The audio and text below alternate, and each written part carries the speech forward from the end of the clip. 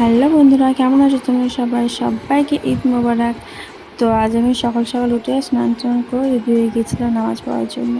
তারপরে আমি নামাজ পড়ে সাজুগুজু করে রেডি হয়ে গেছিলাম মায়ের বাড়ি যাওয়ার জন্য। তাই দিকে তখন মেহেন্দি দেখো কত সুন্দর কালার এসেছে। তো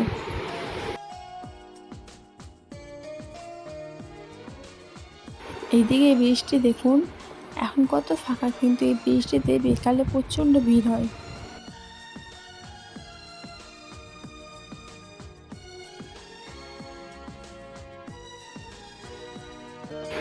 এদিকে আমার আব্বু আর মা গেট খুলতে চলে এসেছিলো।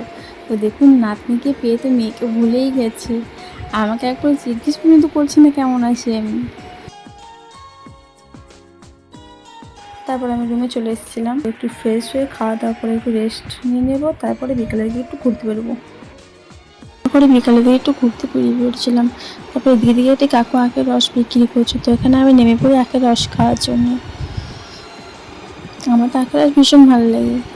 তোমাদের কার কার ভালো লাগে কমেন্টে জানাবে অবশ্যই।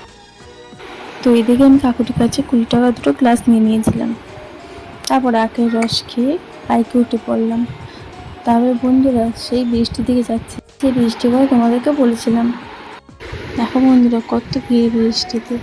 বলছিলাম যে সকালে এখানে প্রচণ্ড ভিড় হয় বিকেলের দিকে। তারপর এদিকে একটি আমার ভাই চলে এসেছিলো আমার সাথে দেখা করার জন্য।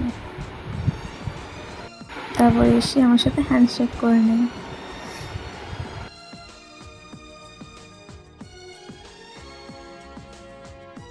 চারপাশটা একটু দেখো কত সুন্দর লাগছে। এদিকে দেখা ছেলেগুলো এমনভাবে বাইক চালাচ্ছে, আমার তো ভীষণ ভয় করছিল কিছু একটা ঘটে যায়। এইদিকে টেডিটি দেখুন কত কিউট, জীবন্ত টেডি। তারপর এদিকে চলে এসেছিলো আমার মেয়েটাকে একটু কোলে নিয়ে নিয়েছিল।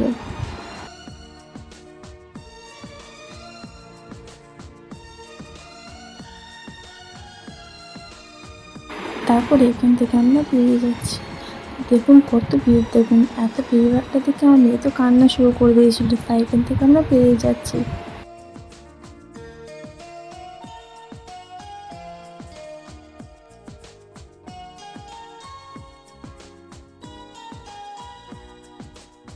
রাস্তায় যেতে যেতে দেখি পাম্পের কাছে একটা ছোটো ক্যাফে আছে, তো এখানে চলে এসেছিলাম।